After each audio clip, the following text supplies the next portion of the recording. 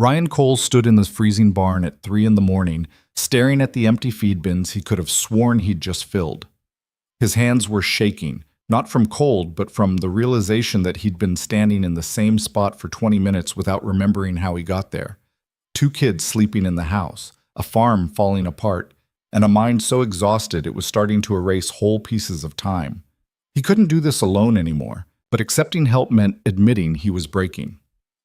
That night, when a stranger arrived at his door with calm eyes and no questions, Ryan had no idea she was running from her own kind of ruin, or that she would become the one thing his shattered family couldn't survive without. If you want to see how far this story travels, hit that like button and drop a comment with your city. Now let me take you back to where it all began. Ryan Cole woke at 4:47 a.m. to the sound of his daughter coughing in the next room. He didn't move right away. For a few seconds, he just lay there in the dark, eyes open, listening to the old house settle around him. The cough came again, wet, rattling, and he dragged himself upright, his body protesting in the specific way it did now, at 32, after 6 years of doing the work of 3 men. The hallway was cold. He'd let the fire die too early the night before, trying to stretch the woodpile another week.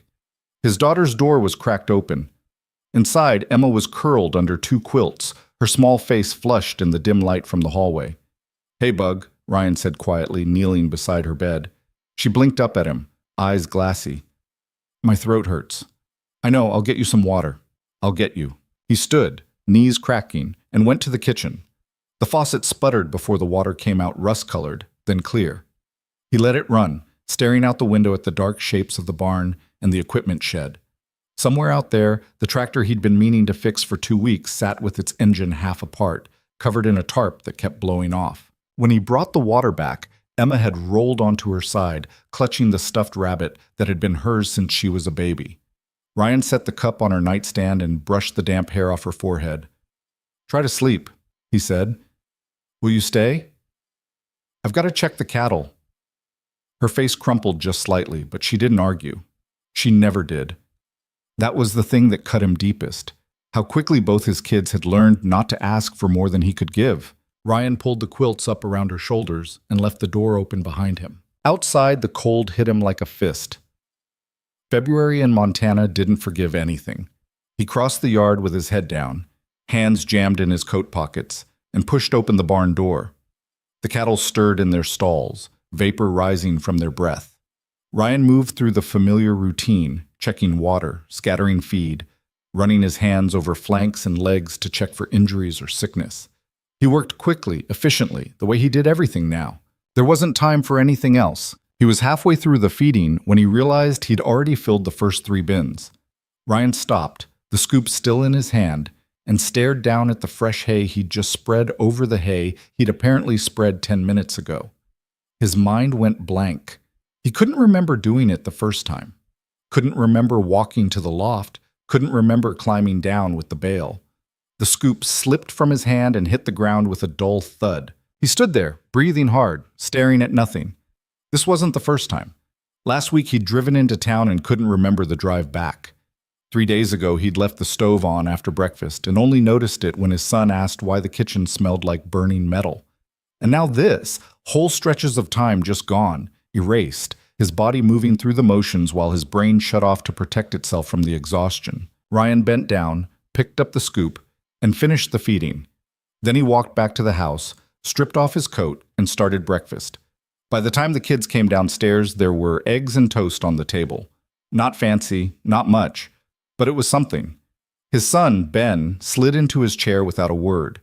He was 10, dark-haired and serious, with the kind of quiet that came from watching too much too young. He ate methodically, eyes on his plate. Emma climbed into her chair and immediately started picking at her toast, pulling it into small pieces she didn't eat. "You feeling better?" Ryan asked. "A little. You need to eat." "I'm not hungry." "Eat anyway."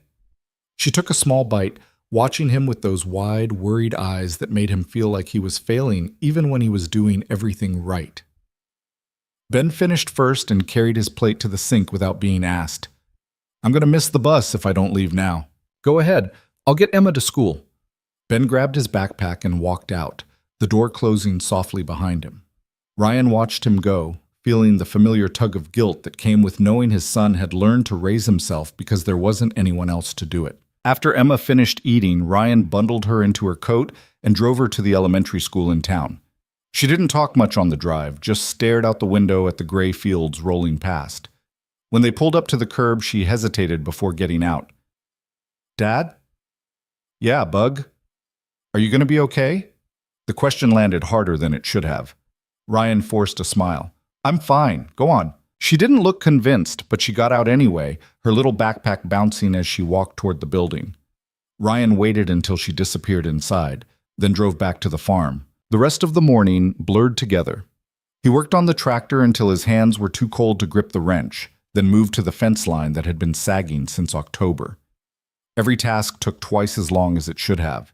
His mind kept drifting, losing focus, circling back to the same thought. He couldn't keep this up. Around noon, a truck pulled into the driveway. Ryan straightened, wiping his hands on his jeans, and watched as Tom Brennan climbed out. Tom was in his 60s, a neighbor who'd been farming this land longer than Ryan had been alive. He had the kind of face that didn't waste energy on expressions it didn't need. "Heard you've been working yourself into the ground," Tom said, walking over. "I'm managing." "That's not what I asked." Ryan didn't answer.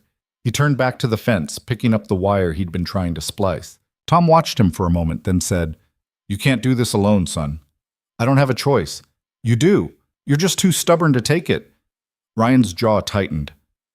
"I'm not asking for charity. I'm not offering it." Tom leaned against the fence post, crossing his arms. "I know someone who might be able to help. She's looking for work, needs a place to stay for a while. Quiet type. Good with kids. I don't need a babysitter.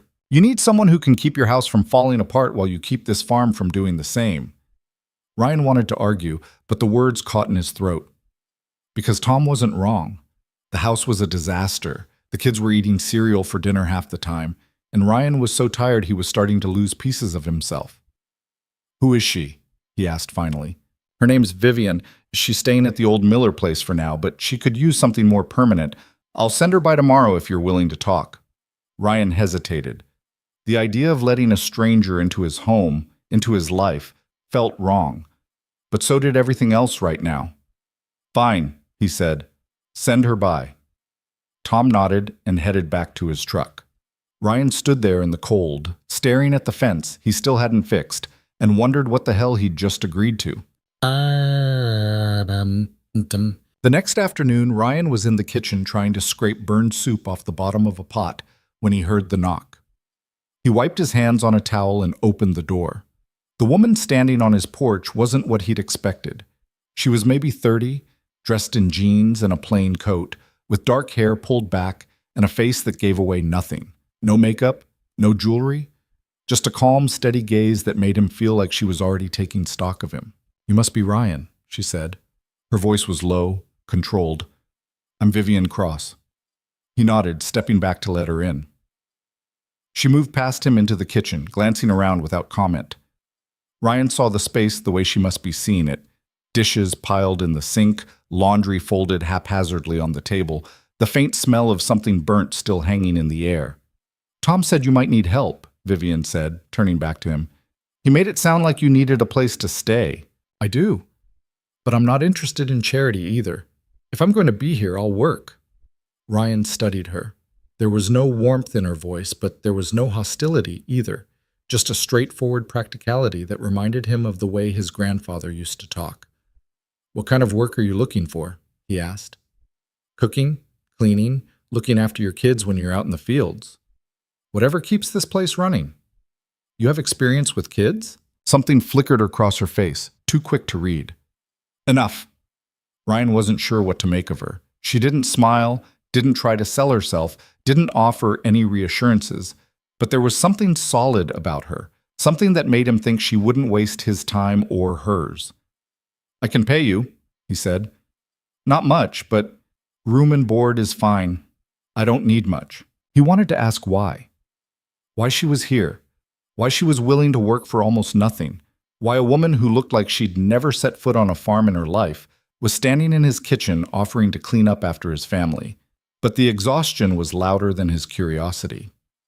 "When can you start?" he asked. "Now, if you want." Ryan blinked. Now? Vivian set her bag down by the door and shrugged off her coat. Show me where things are. For the next hour, Ryan walked her through the house, pointing out the kids' rooms, the linen closet, the pantry that was mostly empty. Vivian listened without interrupting, making mental notes he could almost see forming behind her eyes. She asked a few questions: what time the kids got home from school, what they liked to eat, whether Emma had any allergies. Ryan answered as best he could, feeling strangely off balance. He wasn't used to someone else taking charge. By the time the kids got home, Vivian had already started dinner. Ben came in first, stopping short when he saw her at the stove. Who are you? Vivian, she said, not looking up from the vegetables she was chopping. I'm going to be helping out around here for a while. Ben glanced at Ryan, who nodded. It's okay. Emma appeared in the doorway, eyes wide. Are you cooking? I am. What are you making? Chicken and rice. You hungry? Emma nodded slowly, still staring. Vivian finished chopping and slid the vegetables into the pan. You can set the table if you want. Emma hesitated, then moved to the drawer where the silverware lived.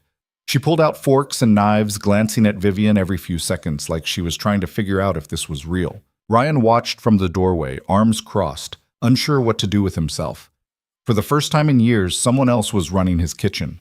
Someone else was feeding his kids. It should have felt like relief, but instead it just felt strange. Dinner was quiet. Vivian served the food without ceremony and sat down at the far end of the table, eating in silence. The kids kept sneaking looks at her, but she didn't try to make conversation. She just ate, calm and self-contained, like she'd been doing this for years. After dinner, she cleared the plates and started washing dishes. Ryan stood awkwardly nearby, not sure whether to help or stay out of her way. You don't have to do that, he said. I know. I mean, I can handle it. Vivian glanced at him, one eyebrow raised. When's the last time you got a full night's sleep? Ryan didn't answer. That's what I thought, she said, turning back to the sink. Go check on your kids. He wanted to argue, but he was too tired. So he went upstairs and found Emma already in her pajamas, sitting on her bed with the stuffed rabbit in her lap. I like her, Emma said. Ryan sat down beside her. Yeah? She's nice. She didn't say much. She doesn't have to.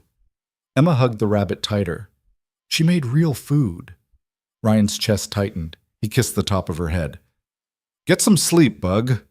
He checked on Ben next, finding him at his desk with a book open in front of him. Ben didn't look up. You okay with this? Ryan asked. With what? Vivian being here. Ben shrugged. I guess. If it's weird, you can tell me. It's fine, Dad. Ryan waited, but Ben didn't say anything else. After a moment, Ryan left him alone and went back downstairs. Vivian was in the living room, folding the laundry he'd left in a heap on the couch. She worked quickly, efficiently, her hands moving with the kind of precision that came from muscle memory. You don't have to do all this tonight, Ryan said. I'm not tired. He sat down in the armchair across from her, watching her fold one of Emma's shirts into a perfect square. Tom didn't tell me much about you. There's not much to tell. Where'd you come from? Does it matter? Ryan frowned. I've got 2 kids in this house. Yeah, it matters. Vivian paused, a pair of Ben's jeans in her hands. She looked at him directly, and for the first time he saw something harder beneath the calm. I'm not running from the law, if that's what you're worried about, she said. I'm just taking a break from a life that wasn't working anymore. What kind of life? The kind where you work 80 hours a week and still end up with nothing that matters. Ryan didn't push. He recognized that tone, the one that said the conversation was over. Vivian finished folding the laundry and stood, stacking the piles neatly on the couch. I'll be in the guest room if you need anything. She walked upstairs without waiting for a response, leaving Ryan alone in the quiet house.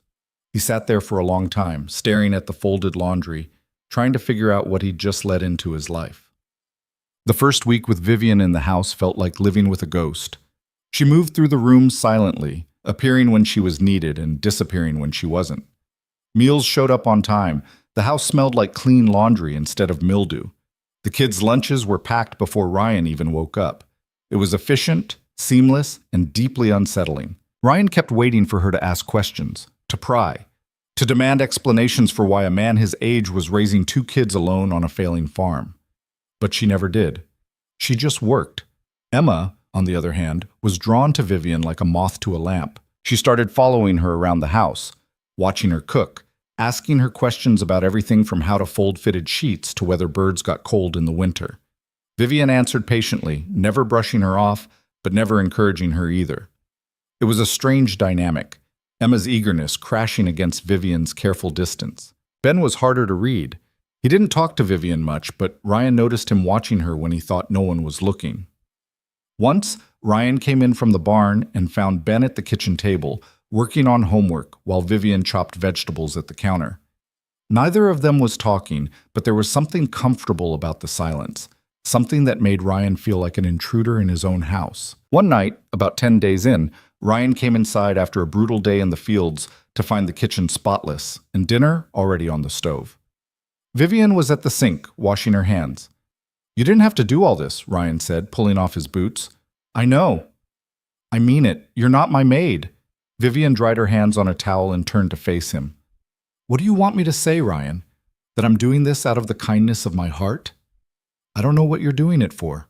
I'm doing it because I need a place to be for a while, and you need someone to keep this house from falling apart. It's not complicated." Ryan leaned against the counter, studying her. "You don't talk much about yourself." "Neither do you." "Fair enough." They stood there in the quiet kitchen, the sound of simmering vegetables the only thing filling the space between them. Ryan wanted to say something, to bridge whatever gap was keeping her at arm's length, but he didn't know how. Vivian picked up a spoon and stirred the pot. "Your daughter asked me today if I was going to stay forever." Ryan's stomach dropped.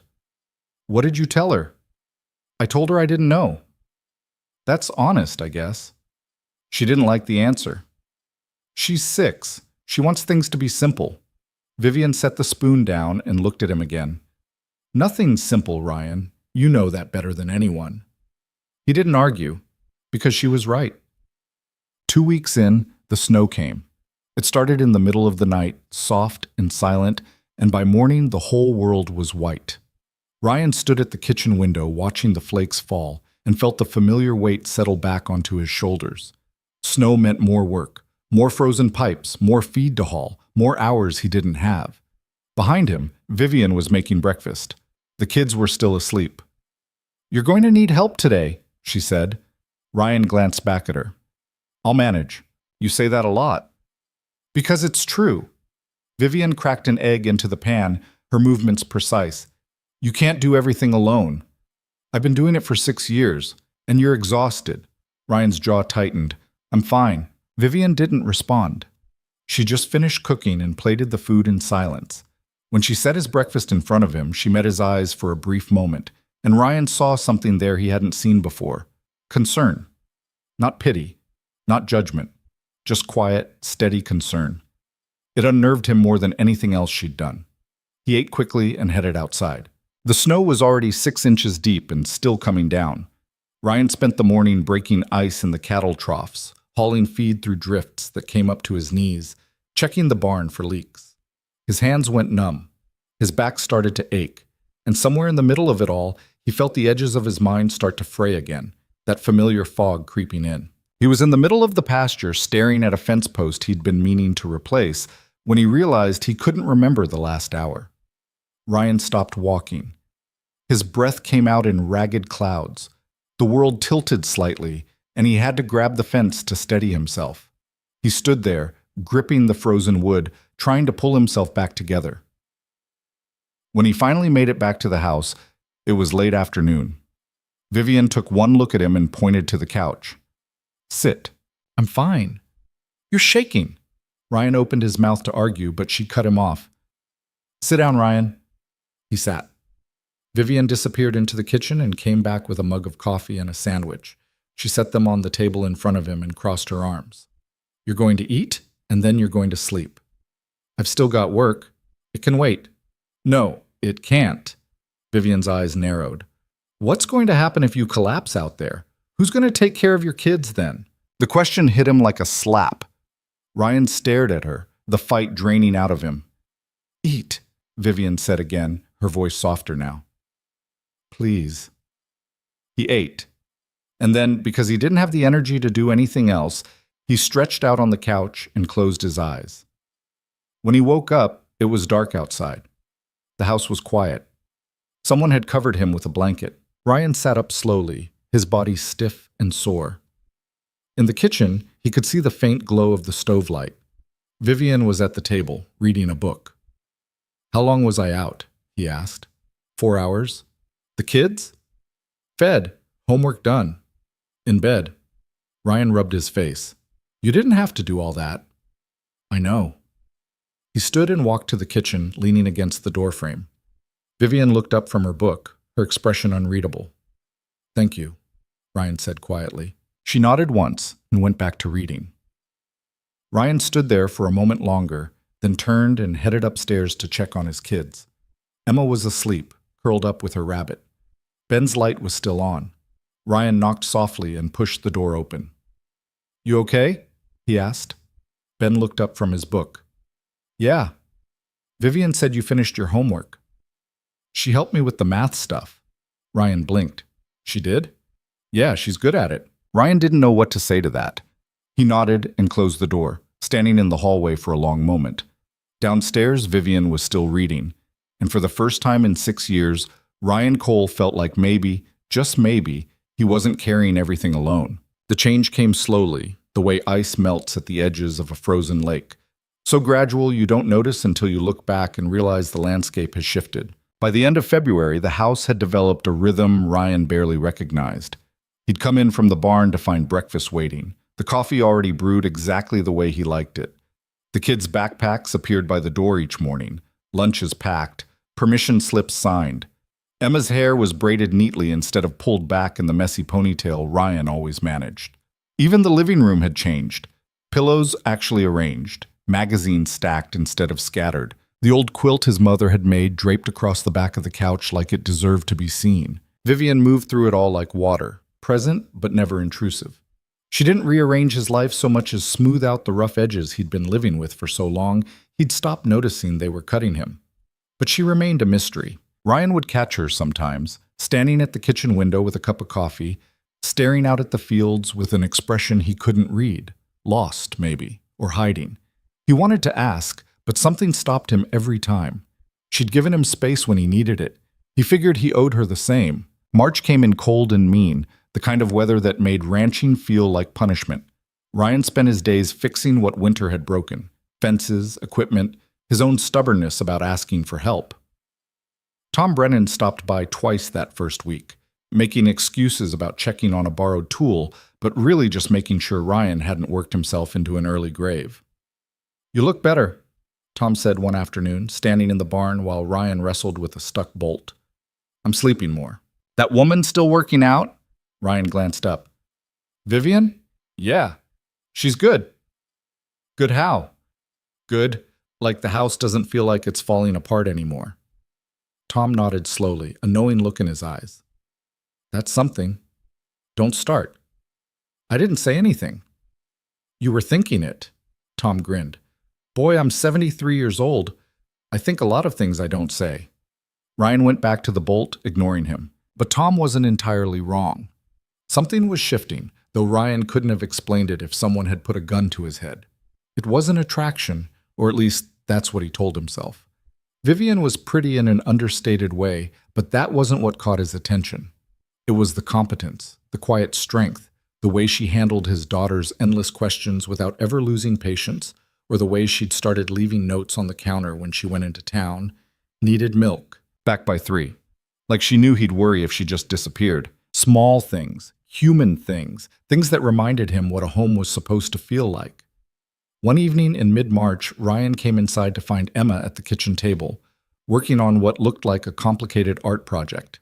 Paper, glue, markers, and glitter were spread across every available surface. Vivian was at the stove, cooking something that smelled like rosemary and garlic. "What's all this?" Ryan asked, hanging his coat by the door. "It's for school," Emma said without looking up. "We have to make a poster about our family." Ryan's stomach tightened. He shot a glance at Vivian, but she didn't turn around. "You need help?" he asked. "Vivian's helping me." "Yeah?" Emma held up a piece of construction paper with stick figures drawn in crayon. "This is you, and this is me, and this is Ben, and this is Vivian. Ryan stared at the drawing.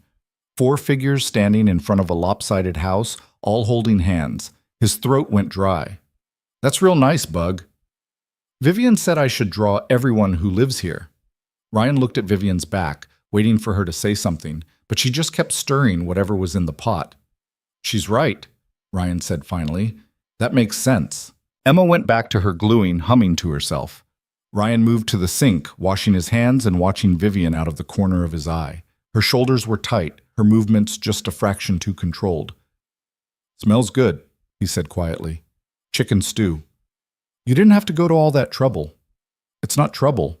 Ryan dried his hands on a towel. Emma seems happy. She's a good kid. She's getting attached to you. Vivian's hand paused on the spoon for just a second, then kept moving. Kids do that.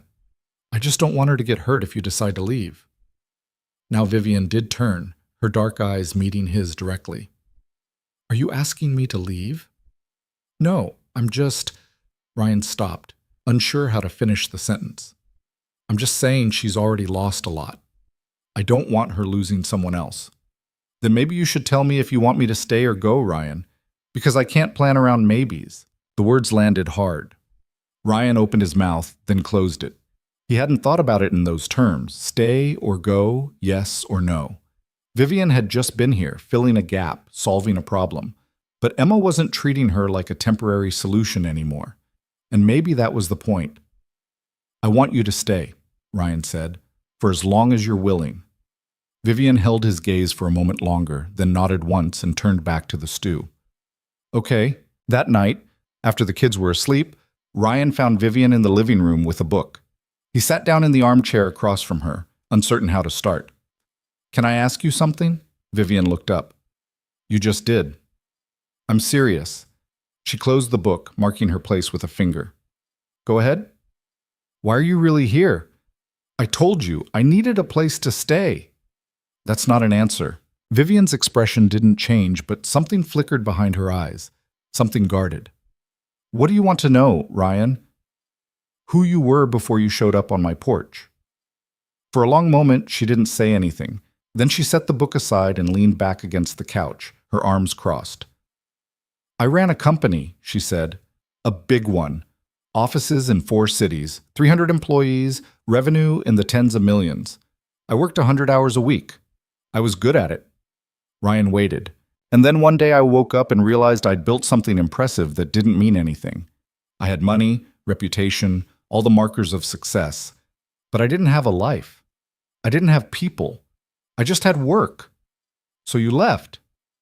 I took a leave. Told my board I needed time to reset. Came out here because a friend of a friend knew Tom, and Tom said there was space. That's a hell of a reset. Vivian's mouth curved slightly, not quite a smile. You could say that. Do you miss it? She considered the question. I miss the clarity. When you're running a company, you know what success looks like. Revenue goes up, stock price goes up, everyone's happy. Out here? She gestured vaguely at the room. I don't know what I'm doing half the time. You're doing fine. Am I? Ryan nodded.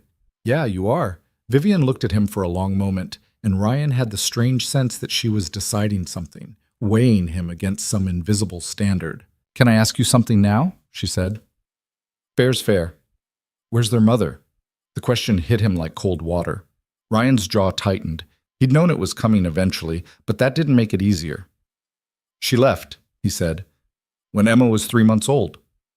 Vivian didn't react, just waited. She wasn't... Ryan stopped, choosing his words carefully. She wasn't built for this life. The isolation, the work, the lack of money. She tried for a while, but it broke her. One day I came in from the fields and she was packing a bag. Said she couldn't do it anymore. Did she say where she was going? California. She had family there. Sent divorce papers 6 months later. Does she see the kids? No. The word came out harder than he meant it to. Ryan rubbed his face, suddenly exhausted. Ben was 4, he continued, old enough to understand what was happening, but too young to make sense of it. Emma doesn't remember her at all. Sometimes I think that's better. Sometimes I think it's worse. It's neither, Vivian said quietly. It just is. Ryan looked at her, surprised by the simplicity of the statement. I spent a long time being angry, he said. At her, at myself, at the whole situation. But anger doesn't feed the cattle or get the kids to school, so I learned to let it go. Did you? Most days. Vivian nodded slowly, and Ryan had the sense that she understood more than she was saying. They sat in silence for a while, the only sound the ticking of the old clock on the mantel. Finally, Vivian picked up her book again. Thanks for telling me, she said. Ryan stood. Thanks for asking. He went upstairs, checked on the kids one more time, and lay down in his own bed feeling lighter than he had in months. The next week, something shifted in Ben. Ryan noticed it at dinner. His son, who usually ate in silence and disappeared to his room as soon as possible, lingered at the table. He didn't say much, but he was present in a way he hadn't been before. After dinner, Ben started staying in the kitchen while Vivian cleaned up. He'd sit at the table with his homework, occasionally asking her questions. Not about math or history, but smaller things. Whether she thought the weather would hold, what kind of music she liked, if she'd ever been to the ocean. Vivian answered patiently, never pushing for more than he was willing to give. One night, Ryan came in to find them working on a jigsaw puzzle together. 1,000 pieces of some mountain landscape spread across the table. You're actually doing that? Ryan asked. Ben looked up. Vivian said it helps you think. Does it? I don't know yet. Ryan watched them fit pieces together in comfortable silence and felt something twist in his chest. He couldn't remember the last time Ben had looked that relaxed. Later, after Ben had gone to bed, Ryan found Vivian still at the table, working on the puzzle alone. He talks to you, Ryan said. Vivian placed a piece. A little. He doesn't talk to me. He talks to you, just not about the things that matter. Ryan pulled out a chair and sat down. What does he talk to you about? School, friends, the fact that he's worried about you. Ryan's head snapped up. He said that? Not in those words, but yes. What did you tell him? That you're doing the best you can, and that it's okay to worry about the people you love. Ryan picked up a puzzle piece, turning it over in his fingers. I don't want him carrying that. He's 10, Ryan. He's going to carry things whether you want him to or not. The question is whether he feels like he can talk about them. And he can talk to you? Vivian found a spot for another piece. Apparently, Ryan should have felt grateful. Instead, he felt inadequate, like he'd failed at something fundamental. I'm not trying to take your place, Vivian said, reading his expression. I'm just giving him space to be a kid. That's all. Ryan set the puzzle piece down. I know, I just wish I knew how to do that myself. You're already doing it. You're keeping this place running so they have a home. That matters more than you think. Ryan wanted to believe her. He picked up another puzzle piece and fitted it into place, and they worked in silence until the clock struck 11, and Vivian stood, stretching. I'm calling it a night, she said. Thanks for talking to him. Any time. She went upstairs, leaving Ryan alone with half a mountain scattered across the table. Spring arrived in fits and starts. Warm days followed by sudden freezes that killed the early buds. Ryan threw himself into the work of the season, calving, planting, repairs he'd been putting off all winter. The days were long and brutal, but for the first time in years he came home to a house that felt alive. Vivian had started baking. Not fancy things, just simple bread and cookies, things that filled the house with warmth. Emma had taken to helping her, standing on a stool at the counter, her small hands covered in flour. The two of them worked together like they'd been doing it for years, Emma chattering away while Vivian listened with quiet attention. One Saturday afternoon, Ryan came in to find them frosting cupcakes. Emma had more frosting on her face than on the cakes. Are we celebrating something? Ryan asked. It's Ben's birthday next week, Vivian said. We're practicing. Ryan froze. He'd completely forgotten. The realization hit him like a punch to the gut. Dad, look! Emma held up a cupcake covered in lopsided blue frosting. We're making ocean ones. That's great, Bug, Ryan managed. Vivian glanced at him, and he saw understanding in her eyes. No judgment, just recognition that he'd been carrying too much for too long. I was thinking we could have a small party, Vivian said. Nothing big, just us and maybe Tom. That sounds good. I can handle the planning if you want. Ryan nodded, unable to speak. He excused himself and went outside, needing air. He stood in the yard, staring at the mountains in the distance, feeling the weight of his own failings. How had he forgotten his son's birthday? What kind of father did that? The door opened behind him. Vivian stepped out, closing it softly. "Don't do that," she said. "Do what?" "Beat yourself up. You're human, Ryan. You're allowed to forget things." "Not his birthday. You've been running on empty for years. Something had to give." Ryan shook his head. "That's not an excuse." "I'm not offering you an excuse. I'm offering you grace." He looked at her, this woman who'd walked into his life 6 weeks ago and quietly taken on the weight he couldn't carry anymore.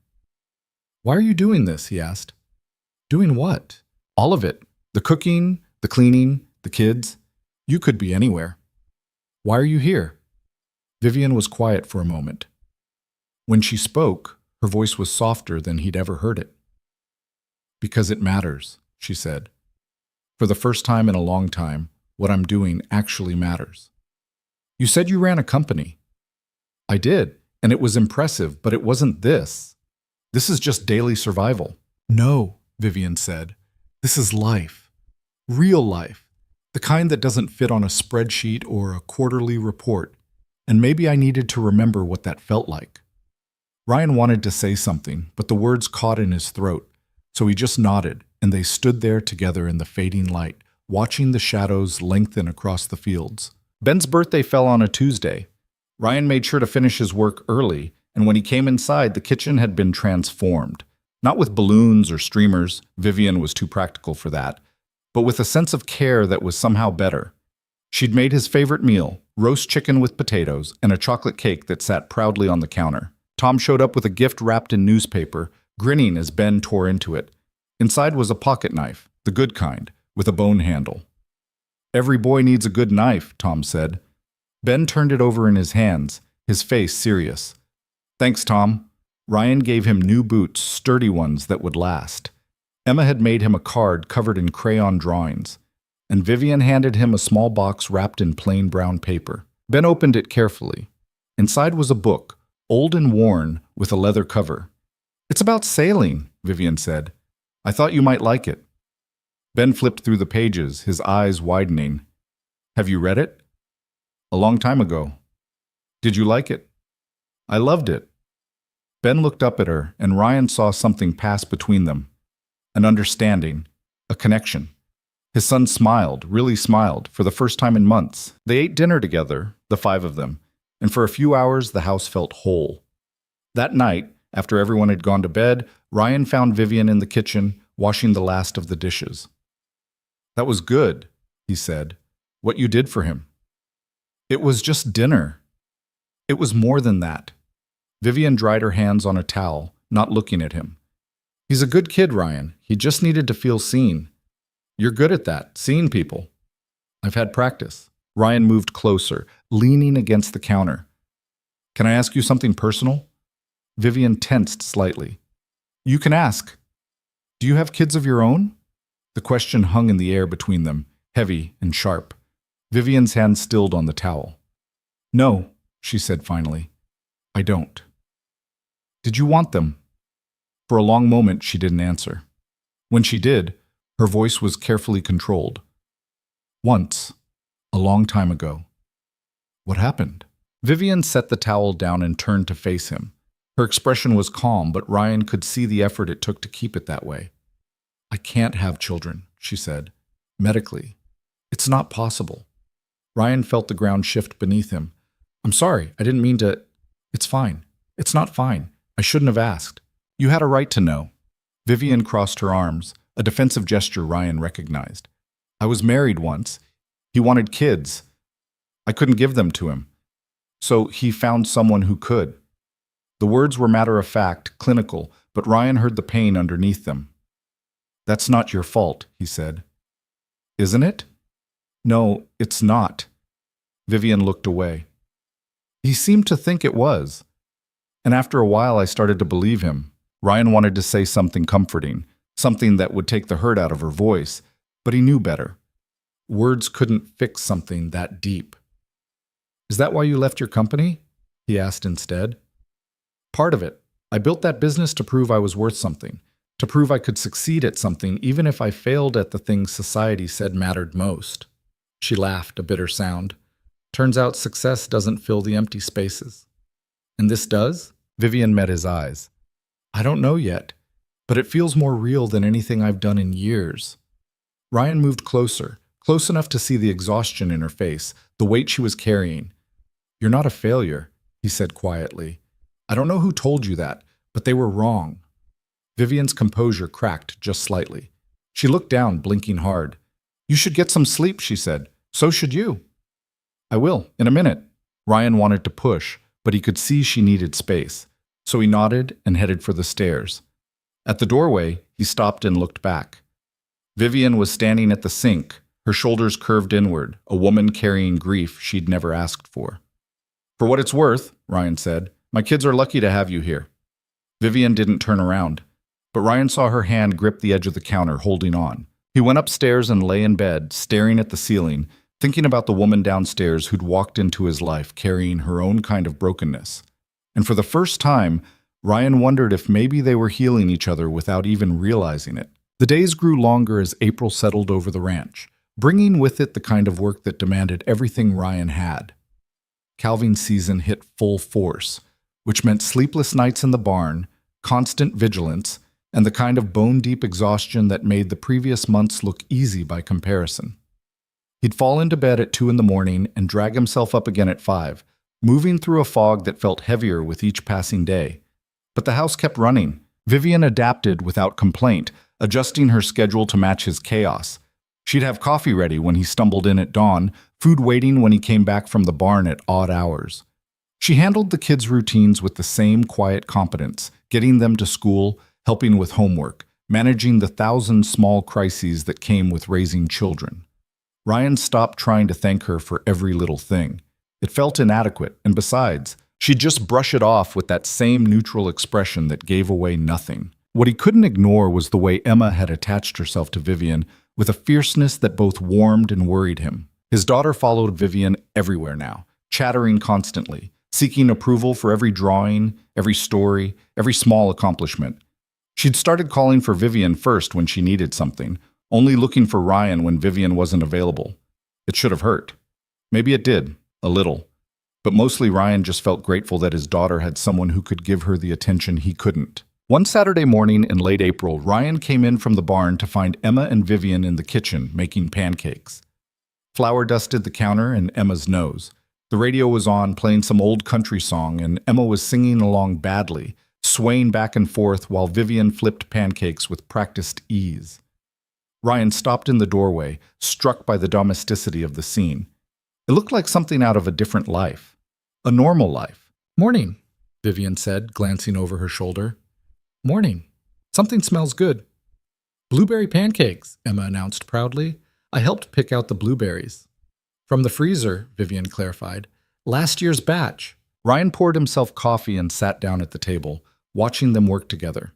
Emma was saying something about a girl at school who'd been mean to her friend, and Vivian was listening with that patient attention she always gave, asking questions that made Emma think about why people acted the way they did. Maybe she's having a hard time at home, Vivian suggested, sliding pancakes onto a plate. That doesn't make it okay to be mean. No, it doesn't. But understanding why someone does something doesn't mean you're excusing it. It just means you're seeing the whole picture. Emma considered this, her small face serious. Do you think I should still be her friend? Do you want to be? I don't know. She made Sarah cry. Then maybe you should talk to Sarah first, see what she needs. Emma nodded slowly, then brightened. Can I bring her over sometime? Sarah, I mean, not the mean girl. Vivian glanced at Ryan, a question in her eyes. He nodded. Sure, Bug, he said. Anytime you want. Emma beamed and went back to her pancakes, already planning the entire playdate out loud. Ryan caught Vivian's eye and mouthed a silent thank you. She just shrugged and turned back to the stove. Ben came downstairs a few minutes later, hair sticking up on one side, still half asleep.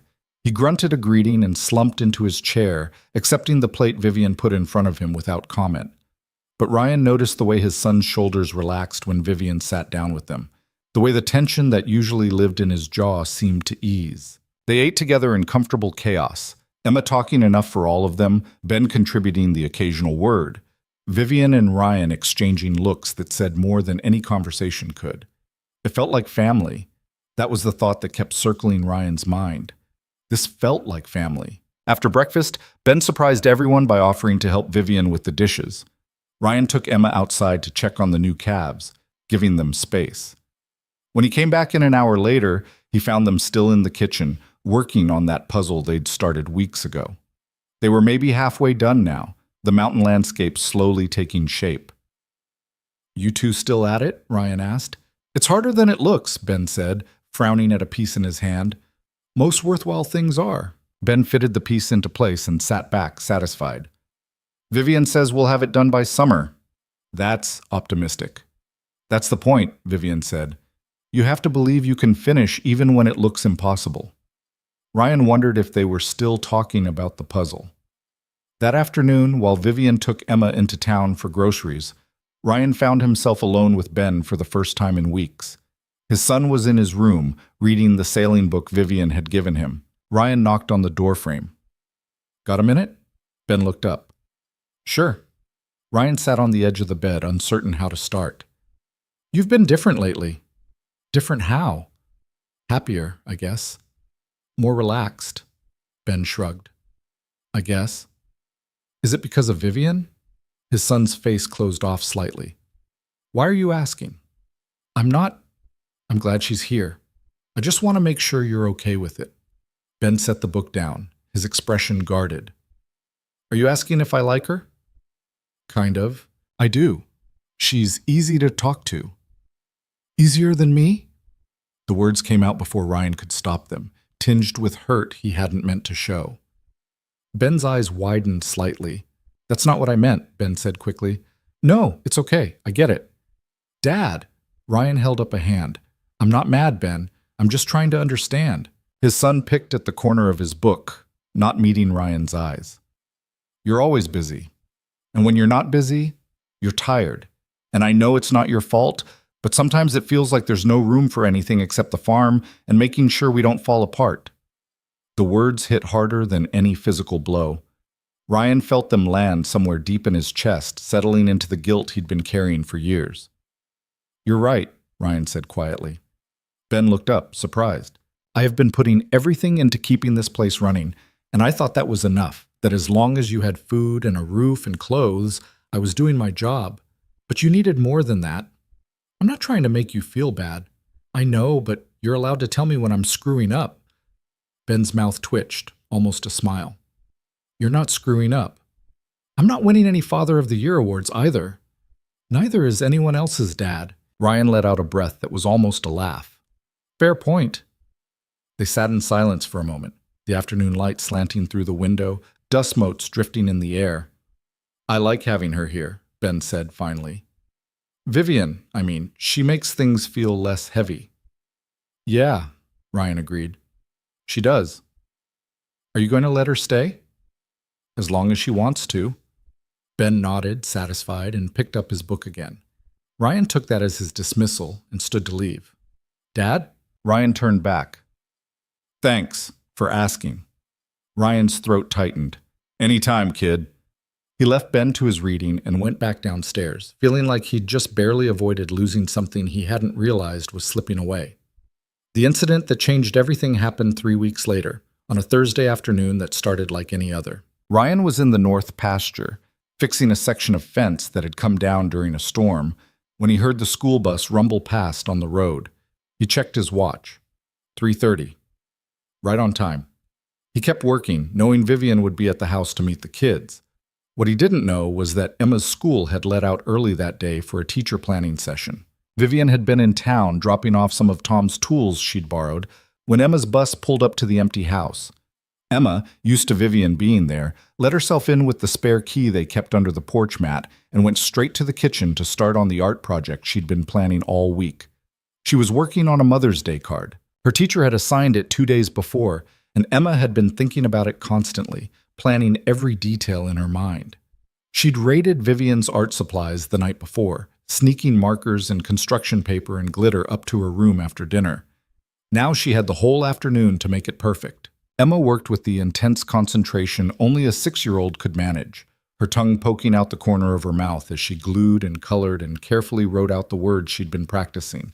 She made flowers around the border, big purple ones that looked more like explosions than actual flowers. But she didn't care.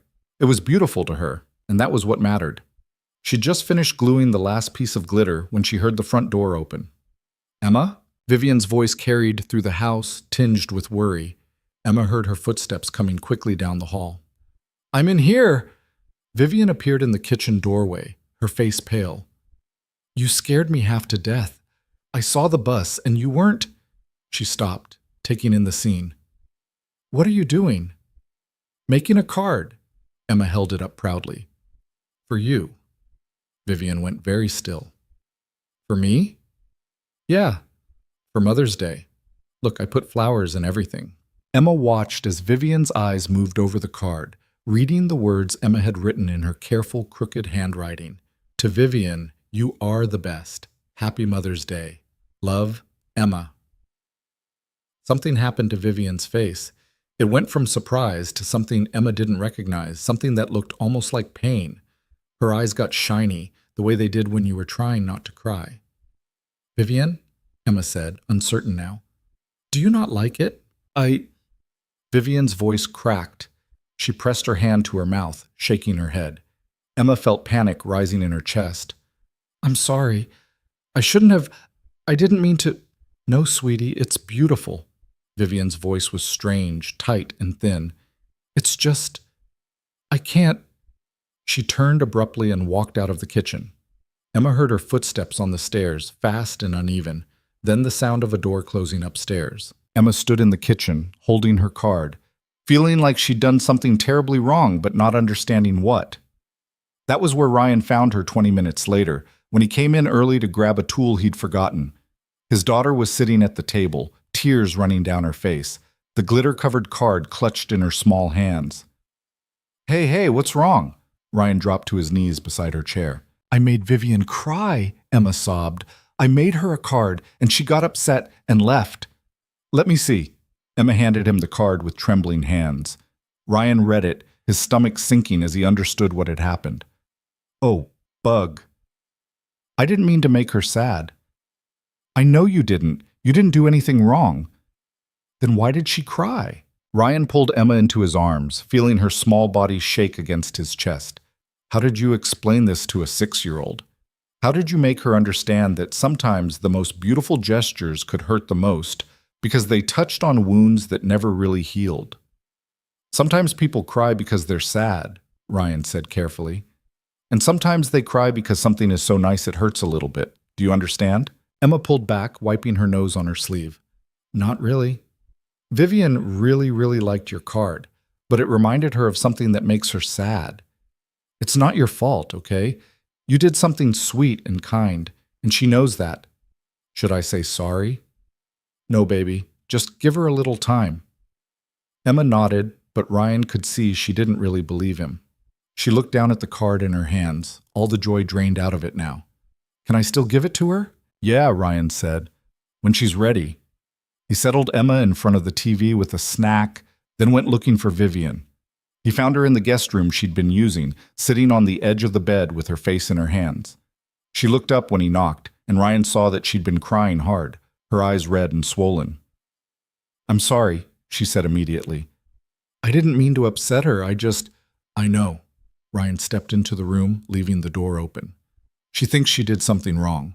She didn't. It was beautiful. That's the problem." Vivian stood and walked to the window, hugging herself tightly. Ryan stayed near the door, giving her space. "She called me." Vivian stopped, her voice breaking. "She thinks of me as, I know. I shouldn't have let it get this far. I should have kept more distance." "Why?" Vivian turned to look at him, her face raw. "Because I'm not her mother, Ryan. I'm just someone who's staying here temporarily, and she's going to get hurt when I leave." "Who says you're leaving?" "Everyone leaves eventually." "Not everyone." Vivian shook her head. "You don't understand." "Then help me understand." She was quiet for a long moment, her arms wrapped tight around herself like she was trying to hold something in. When she finally spoke, her voice was barely above a whisper. I wanted children my whole life, she said. Even when I was a kid myself, I'd imagine what it would be like to be a mother. To have someone look at me the way Emma looks at me now. She laughed bitterly. And then I found out I couldn't, that my body just didn't work that way. And my husband made it very clear that I was defective because of it. He was wrong. Was he? I couldn't give him the one thing he wanted, the one thing everyone expects from a marriage, a family. You can have a family without giving birth, Ryan said. Can you? Because everywhere I looked, that's what mattered. The pregnancy announcements, the baby showers, the way people's eyes would go soft when they talked about their children. And I had nothing, just this empty space where something was supposed to be. Ryan wanted to go to her, but something in her posture warned him to keep his distance. After the divorce, I threw myself into work, Vivian continued. Built a company, made money, proved I could be successful at something. And I told myself it was enough, that I didn't need the traditional markers of a complete life. She turned back to the window. But then Emma made me that card, and I realized I've been lying to myself because all the success in the world doesn't fill the hole left by the thing you can't have. Vivian, I should go. Her voice was flat now, decided. I should leave before she gets any more attached, before I start believing this is real. It is real. No, it's not. I'm playing house in someone else's life, pretending I can be something I'm never going to be. Ryan felt something snap inside him. He crossed the room in 3 strides and grabbed Vivian's shoulders, forcing her to face him. You want to know what's real? He said, his voice rough. My daughter has smiled more in the past 3 months than she did in the entire year before you got here.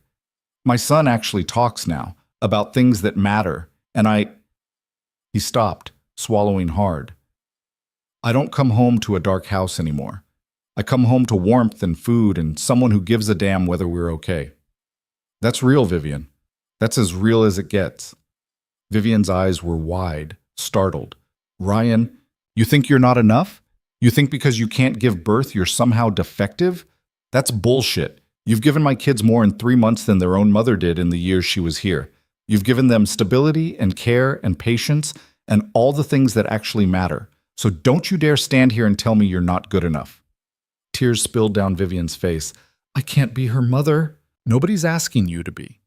Emma's mother left. That's a fact we all live with. But that doesn't mean there isn't room in her life for someone who loves her and shows up and makes her feel safe. You don't have to be her mother to matter to her. Vivian pulled away, shaking her head. You don't know what you're asking. I'm not asking for anything. I'm just telling you the truth. The truth is, I'm terrified. The words burst out of her, desperate and raw. I'm terrified that I'm going to fail at this too.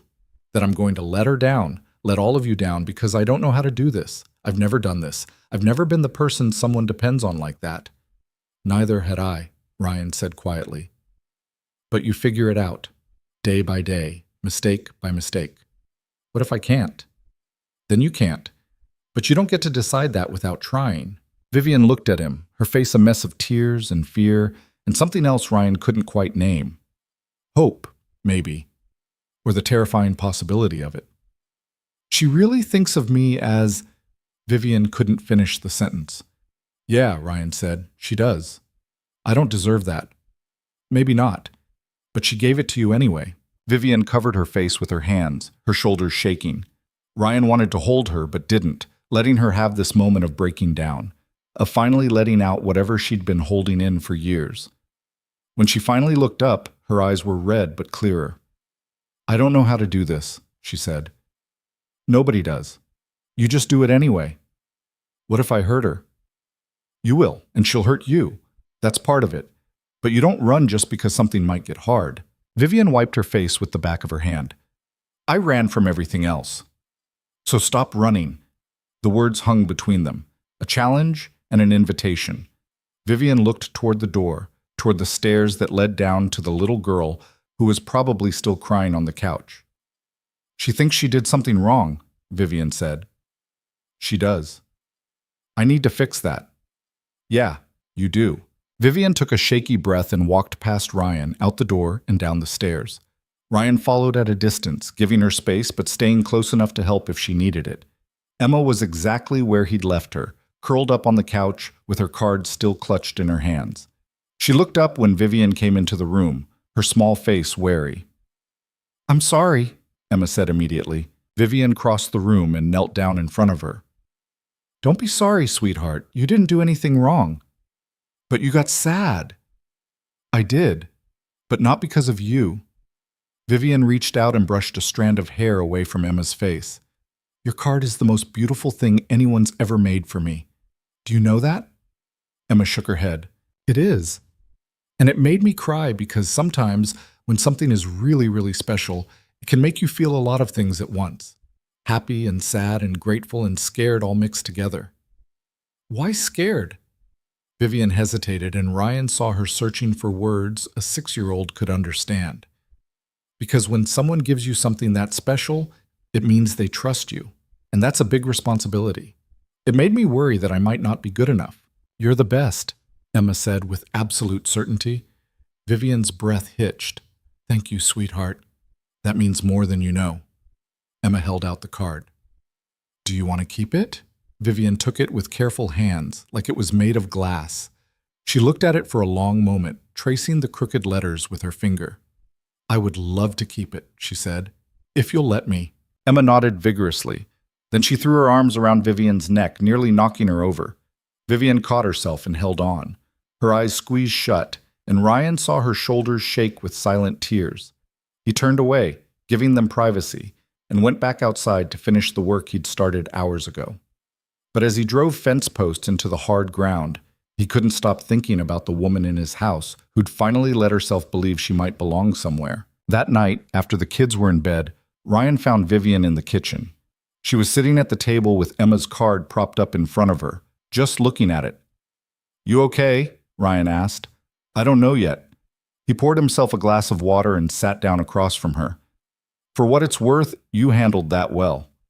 I fell apart in front of a 6-year-old. And then you came back. That's what matters." Vivian touched the edge of the card gently. "I'm going to disappoint her eventually." "Probably, and she'll disappoint you. That's how it works."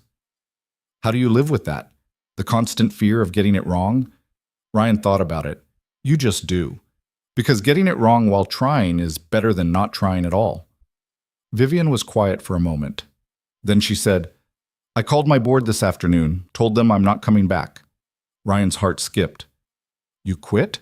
"I took an indefinite leave. They weren't happy, but they'll manage." She looked at him directly.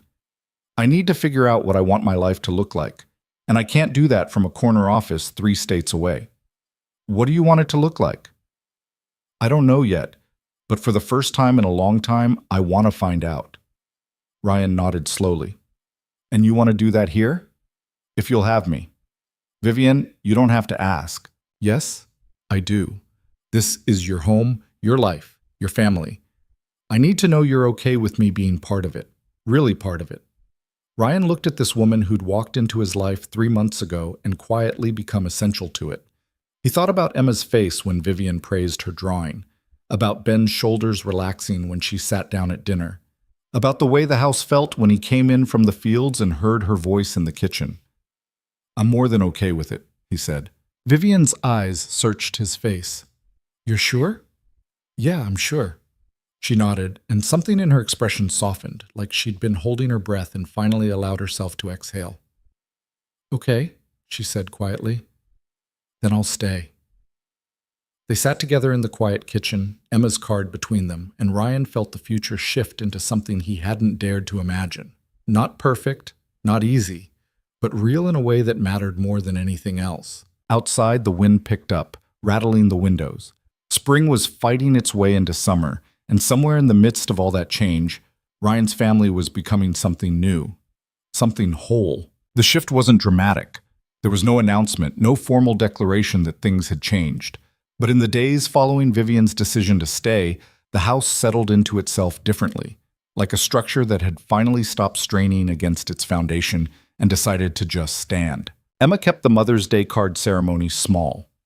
On the actual Sunday, she presented Vivian with the glitter-covered creation over breakfast, along with a handful of wildflowers she'd picked from the edge of the pasture. Vivian accepted both with hands that shook slightly, and Ryan watched his daughter beam with pride when Vivian taped the card to the refrigerator where everyone could see it. Ben gave her a card too, though his was store-bought and signed with just his name. But the fact that he'd thought to get one at all said more than any elaborate gesture could have. Ryan didn't give Vivian anything.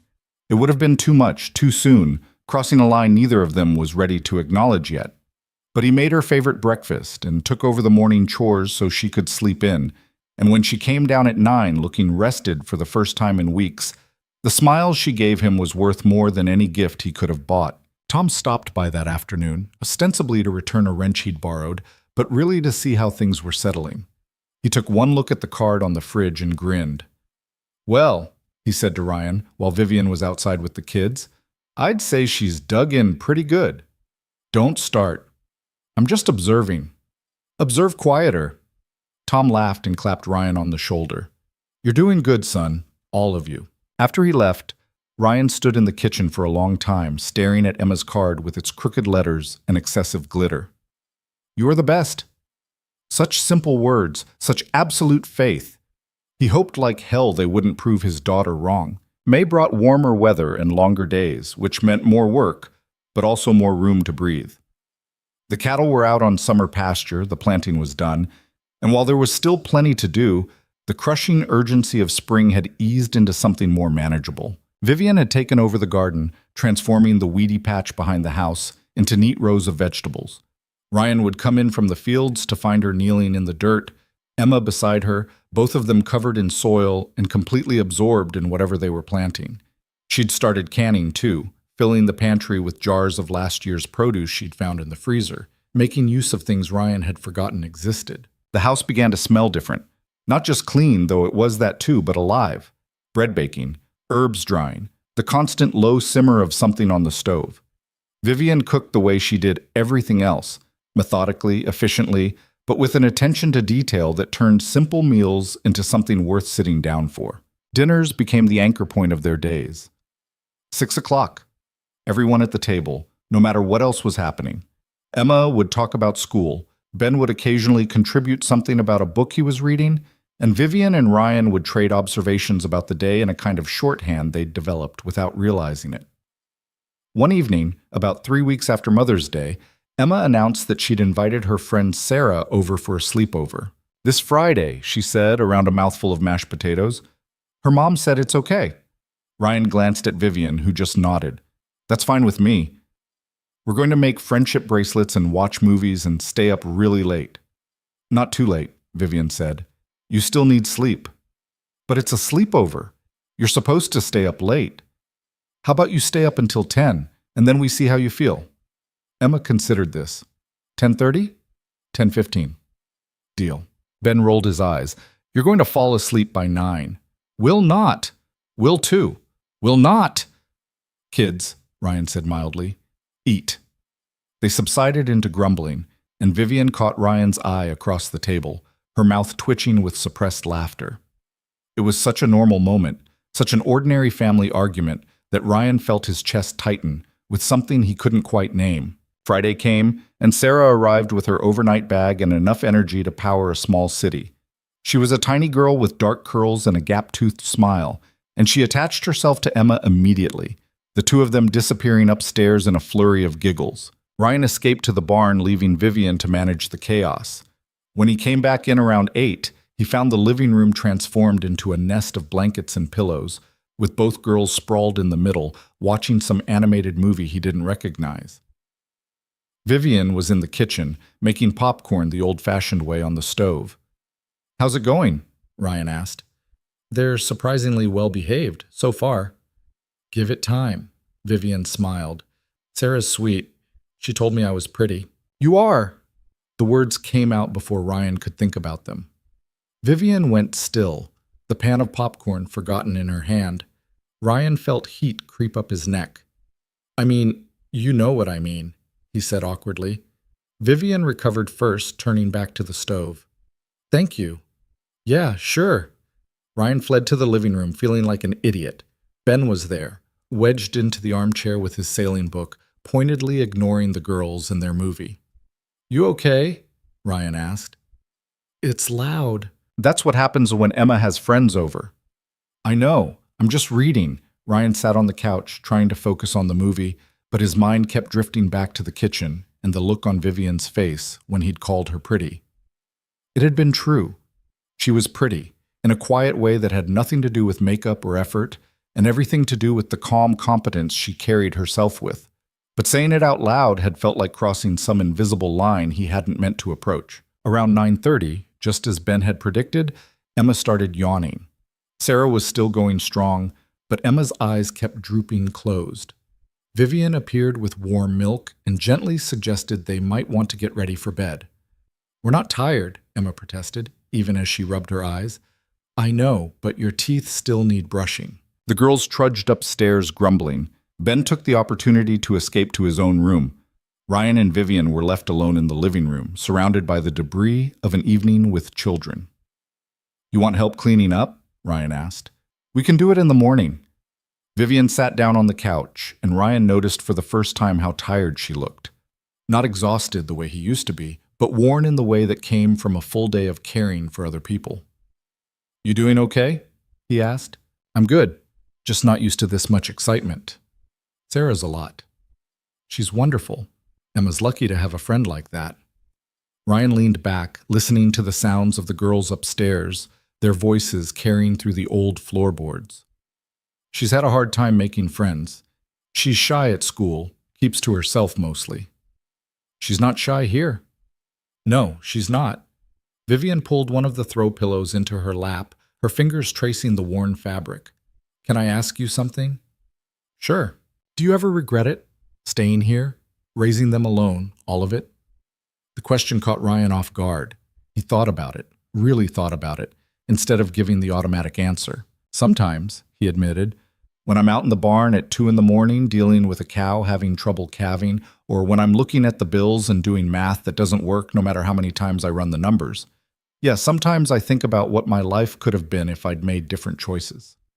What would it have looked like? I don't know. Less work, maybe. More sleep. A 9-to-5 job somewhere. Benefits. Weekends off?" He paused. "But then I think about Ben reading his books and actually talking about them, or Emma bringing home a drawing she's proud of, and I can't imagine trading that for anything." "Even on the hard days?" "Especially on the hard days, because those are the ones that matter most." Vivian was quiet for a moment. "I spent 10 years building a company that looked impressive on paper. Revenue growth, market share, all the metrics that were supposed to mean I'd succeeded at something. And you know what I remember from that whole decade?" "What?" "Almost nothing.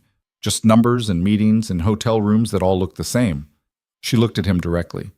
"But I'll remember today. Emma and Sarah making friendship bracelets at the kitchen table. Ben rolling his eyes when they got too loud.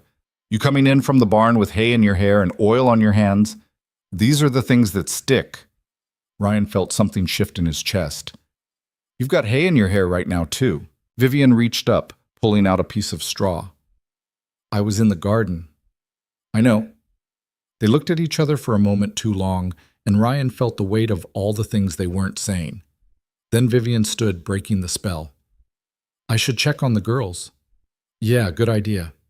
She went upstairs, and Ryan sat alone in the quiet living room, wondering when exactly his life had become so complicated and so simple at the same time. The girls finally fell asleep around 10, curled up in their blanket nest like puppies. Sarah's mother picked her up the next morning, and Emma spent the rest of the day in an exhausted daze, happy and worn out in equal measure. Sunday was quiet. Ben finished his puzzle, the mountain landscape finally complete after 2 months of work, and immediately wanted to start a new one. Vivian found a 1,000-piece puzzle of the ocean, and they began again, the familiar ritual already comforting in its repetition. Ryan spent the afternoon fixing a door that had been sticking since winter, and when he came back inside, he found Emma and Vivian in the garden, planting something that required Emma's very serious concentration. His daughter's tongue was poking out the corner of her mouth the way it always did when she was focused, and Vivian was patiently guiding her hands, showing her how to tuck the seedling into the soil just right. He stood there watching them for longer than he meant to, struck by how natural they looked together. How right. That night, after the kids were in bed, Ryan made himself a cup of coffee and went out to the porch. The stars were bright, the kind of clear sky you only got this far from cities, and the air smelled like grass and dirt and the specific scent of a ranch at the end of a long day. The door opened behind him. Vivian stepped out, wrapping a cardigan around herself against the cooling night air. Mind if I join you? Course not. She sat down in the other chair, pulling her knees up to her chest. They sat in comfortable silence for a while, listening to the night sounds of the ranch. Cattle lowing in the distance, the wind moving through the trees, the creak of the old barn settling. I've been thinking, Vivian said finally. About what? About what happens next. Long term, I mean. Ryan's heart rate picked up. Okay. I can't just live here indefinitely doing housework. That's not sustainable for either of us. You do more than housework. You know what I mean. I need to contribute in a real way, financial way. Vivian, let me finish. She turned to look at him. I've been talking to some of my old contacts. There's consulting work I can do remotely. Strategy, organizational development, that kind of thing. I can do it from here, set my own hours, make enough to actually pay you rent. I don't want your rent. I know, but I need to pay it anyway. Ryan started to argue, then stopped. He recognized the look on her face. This wasn't about money. It was about dignity, about being a partner instead of a charity case. Okay, he said. If that's what you need. It is. Vivian relaxed slightly. And I was thinking, this place has potential.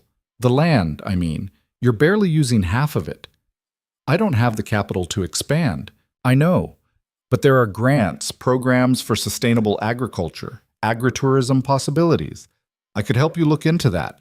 Do the research, handle the applications. That's what I'm good at. Ryan felt something loosen in his chest. Not rescue. He didn't need rescuing, but partnership. Someone who could see possibilities he didn't have the energy or expertise to imagine. You've been thinking about this a lot, he said. I have. I want to stay, Ryan. Really stay. But I need it to make sense, not just emotionally, but practically. I need to know I'm building something here, not just hiding from what I left behind. You're not hiding. Maybe not anymore, but I was at first. Ryan couldn't argue with that. And now? Vivian looked out at the dark fields, the mountains barely visible against the starlit sky. Now I'm trying to figure out how to build a life that actually means something, and I think I might be able to do that here, if you'll let me. Vivian, you don't need my permission to. Yes, I do. This is your home, your family. I can't just insert myself into it and expect everything to work out. You're not inserting yourself. You're already here. You know what I mean. Ryan did. She was asking for something more than room and board. She was asking for a place in the structure of their lives, for the right to plan for a future that included all of them.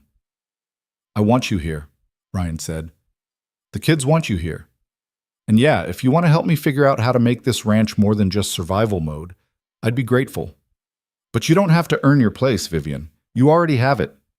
She was quiet for a long moment. Then she said, That scares me.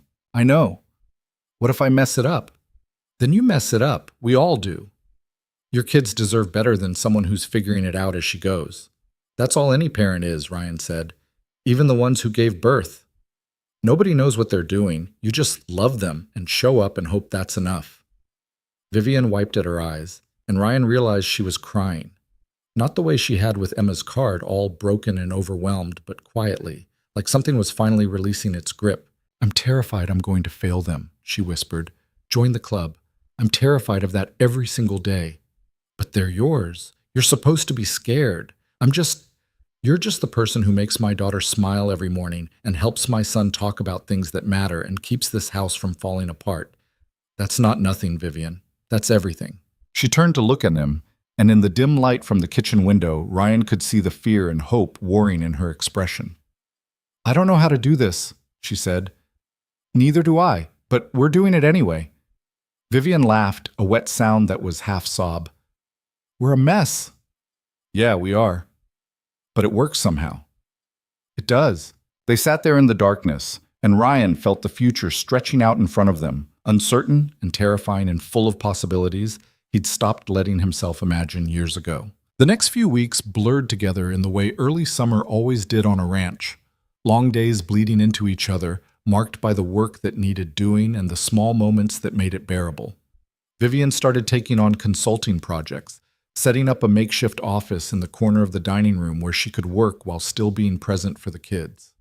Ryan would come in to find her on conference calls, her voice taking on that crisp, professional tone he'd never heard before. And it was strange seeing that side of her, the CEO, who'd run a company with 300 employees. But then the call would end, and Emma would come running in with a scraped knee or a question about butterflies, and Vivian would shift back into the version of herself Ryan knew, patient and present and completely focused on whatever his daughter needed. She kept her promise about helping with the ranch, too.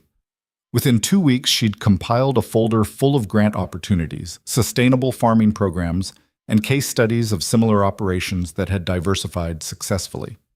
She presented it to Ryan one evening after dinner, laying out options and possibilities with the same systematic approach she probably used for corporate strategy. "This one here," she said, pointing to a USDA program, "could help fund infrastructure improvements. New fencing, water systems, that kind of thing. And this one is specifically for heritage breed conservation. You've got those old Hereford lines. That could qualify." Ryan looked at the papers spread across the table, feeling overwhelmed and hopeful in equal measure. "This is a lot of work. I can handle the applications. You just need to tell me what you want this place to become." "I don't know. I've been so focused on just keeping it running, I haven't thought about anything beyond that." Vivian tapped her pen against the table, thinking. "What did your grandfather want when he started this place?" "He wanted to prove you could make a living off the land without selling out to corporate operations. Wanted to do it right, sustainable and small scale, the way ranching used to be. So let's do that. Let's make this place what he envisioned." Ryan met her eyes. "You really want to spend your time on this?" "I really do. This is real work, Ryan. Work that matters. It's better than anything I did in that office." He wanted to kiss her. The thought came sudden and strong, catching him completely off guard. She was sitting there with papers spread around her and reading glasses perched on her nose and dirt under her fingernails from the garden, talking about his grandfather's dreams like they mattered to her too. And Ryan wanted to lean across the table and kiss her. He didn't. Instead, he said, "Okay, let's do it." Vivian smiled, and Ryan forced himself to look back at the papers instead of at her mouth. They worked on the applications together over the next few evenings, Vivian handling the complicated parts while Ryan provided the technical details about the operation. It felt like building something, like planning instead of just surviving, and Ryan hadn't realized how much he'd missed that feeling. Ben noticed the change too. One night, he came downstairs to find them still at the table, surrounded by spreadsheets and forms, and he lingered in the doorway watching. "What are you doing?" he asked. "Applying for grants," Ryan said, "trying to get some funding to improve the ranch." "Like how?" Vivian pulled out one of the plans she'd sketched. Better water systems, new fencing, maybe some infrastructure for agritourism down the line. What's agritourism? When people pay to visit working farms, experience ranch life, learn about sustainable agriculture, that kind of thing. Ben considered this. "Would we have strangers here?" "Maybe someday. Not anytime soon." "Oh." He didn't sound convinced. Ryan caught Vivian's eye. "We wouldn't do anything that made you uncomfortable," Ryan said. "This is your home first. Any changes we make, we talk about as a family." Ben's expression shifted slightly. "As a family?" "Yeah." His son looked at Vivian, then back at Ryan. "Okay, that's good." After he went back upstairs, Vivian said quietly, "You meant that, the family part." "Yeah, I did." "Ryan, I'm not asking you for anything," he said quickly. "I just want you to know that's how I see it, how we all see it." Vivian's hands were shaking slightly as she gathered the papers. "I should get some sleep." "Vivian, good night, Ryan." She left before he could say anything else, and Ryan sat alone at the table, wondering if he'd pushed too hard too fast. But the next morning, she was at breakfast like always. And when Emma gave her a drawing of the four of them standing in front of the house, Vivian taped it next to the Mother's Day card without hesitation. Progress, Ryan thought. Slow and terrifying, but progress nonetheless. June arrived with heat that shimmered off the fields and turned the barn into an oven. Ryan adjusted the work schedule, starting earlier and taking a long break in the middle of the day when it was too hot to do anything productive. The kids were out of school now, which meant they were underfoot constantly, but Vivian managed them with the same calm competence she brought to everything else. She'd set up a routine, chores in the morning, free time during the heat of the day, projects in the late afternoon. Emma had taken to helping in the garden, while Ben had started reading to the barn cats in the shade of the equipment shed. It was strange and sweet and completely normal, and Ryan found himself stopping to watch these small moments more often than he should. One particularly hot afternoon, Ryan came in from checking the irrigation to find the house quiet. Too quiet. He went looking and found everyone in the living room, curtains drawn against the sun, sprawled in various states of heat exhaustion. Ben was on the couch with his book. Emma was on the floor with coloring books spread around her, and Vivian was in the armchair with her laptop, working on something that required her reading glasses and a lot of frowning. "It's hot," Emma announced unnecessarily. "Sure is," Ryan agreed. "Vivian says we can't go to the creek until it cools down." "Vivian's right. It's too hot to be walking that far. Can we have popsicles?" "Did you ask Vivian?" Emma looked at Vivian hopefully. Vivian glanced up from her laptop and sighed in mock defeat. "One each, and you have to eat them outside." Emma whooped and ran for the freezer. Ben marked his place and followed more slowly. Ryan moved to the kitchen to supervise, leaving Vivian to her work. 20 minutes later, he came back to find her still frowning at the screen. "You okay?" he asked. "Trying to make the numbers work on this grant application. We're just short of the minimum project size." "Can we add something?" "Not without spending money you don't have." Ryan sat down on the couch Ben had vacated. "What if we partnered with someone? Tom, maybe. Combined operations for the purposes of the grant?" Vivian looked up, her eyes sharp. "Would he go for that?" "Probably. He's been talking about upgrading his water system for years."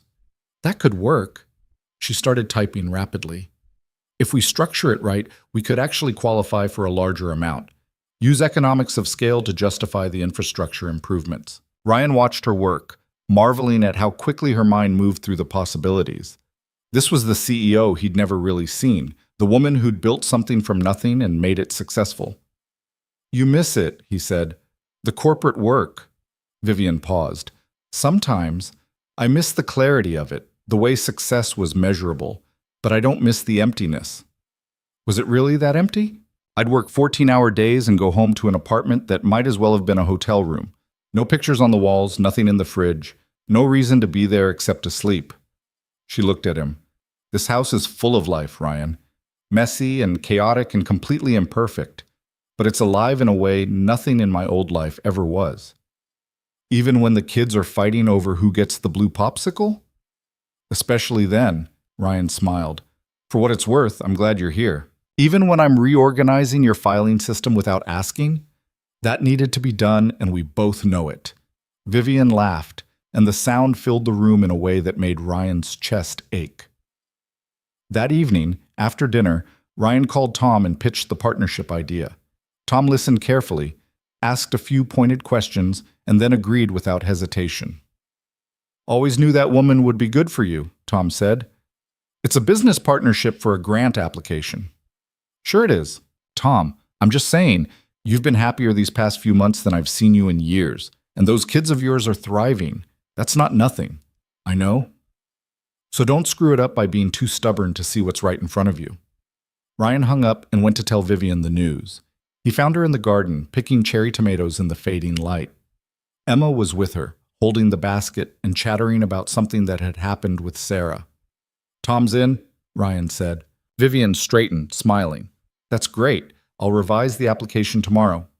He also said we should come over for dinner next week. All of us." "That would be nice." Emma tugged on Vivian's shirt. "Can we bring dessert? I want to make cookies." "We can definitely make cookies." Ryan watched them together, his daughter looking up at Vivian with complete trust, Vivian's hand resting naturally on Emma's shoulder, and felt Tom's words echo in his head. Don't screw it up by being too stubborn to see what's right in front of you. But seeing it and knowing what to do about it were two different things. That night, lying in bed listening to the house settle around him, Ryan let himself think about what it would mean to actually move forward, to acknowledge that what he felt for Vivian had evolved beyond gratitude or friendship into something more complicated and terrifying. He'd loved his ex-wife once, in the desperate way young people love before they understand what they're signing up for. But this was different. This was built on months of daily life, of watching someone show up consistently for his kids, of small kindnesses and shared burdens, and the quiet competence that made hard things bearable. This was grown-up love, the kind that came with full knowledge of the risks and costs. And that made it infinitely more frightening. Ryan rolled over and stared at the ceiling, knowing sleep was still hours away, and wondered if Vivian was lying awake too, thinking the same impossible thoughts. The breaking point came on a Tuesday morning in late June, during what should have been an ordinary breakfast. Ryan was at the stove, frying eggs the way he'd done 1,000 times before, when Emma came downstairs with her backpack already on, even though it was summer and there was no school to catch. She'd been doing that lately, preparing for things that weren't happening, carrying her stuffed rabbit around like a security blanket she'd outgrown years ago, asking questions that circled the same fear without ever naming it directly. "Vivian's still here, right?" Emma asked, climbing into her chair. Ryan glanced at Vivian, who was pouring orange juice with the same careful attention she gave everything. "She's right there, Bug. You can see her. I mean, forever." "She's staying forever?"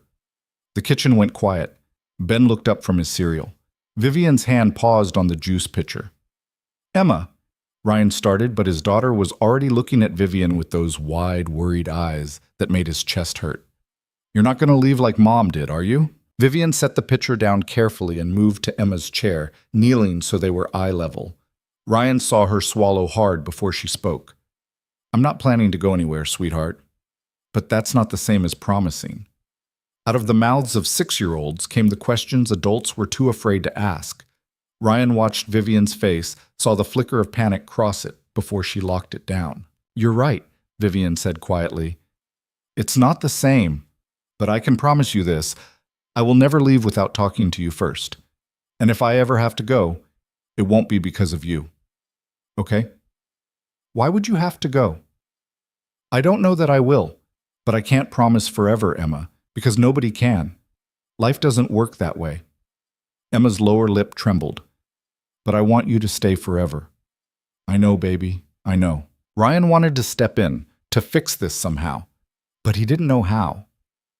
Ben was watching the whole exchange with a carefully neutral expression that meant he was feeling everything he wasn't showing. "What if Dad asked you to stay?" Emma said, her voice small. "Would you stay then?" Ryan's heart stopped. Vivian went very still, and then slowly, carefully, she looked up at him. The question in her eyes was so raw, so vulnerable, that Ryan forgot how to breathe. "Emma," he managed, we can't just—" "Why not?" his daughter demanded, and suddenly there were tears on her cheeks. "You like her. She likes you. She makes you smile and you make her laugh, and we're happy when she's here. So why can't she just stay?" Ben stood abruptly, his chair scraping across the floor. "Because nothing's that simple, Em. Nothing ever is." He walked out, letting the screen door slam behind him. Emma burst into full tears, and Vivian gathered her up, holding her while she sobbed. Ryan stood frozen at the stove, the eggs burning behind him, everything falling apart in the space of 5 minutes. When Emma finally cried herself out, Vivian carried her to the couch and settled her with a blanket and her rabbit, then came back to the kitchen where Ryan was scraping burnt eggs into the trash. "I'm sorry," Vivian said. "I should have handled that better." "You handled it fine. She's just scared, I know." Vivian wrapped her arms around herself. "So am I." Ryan set the pan down.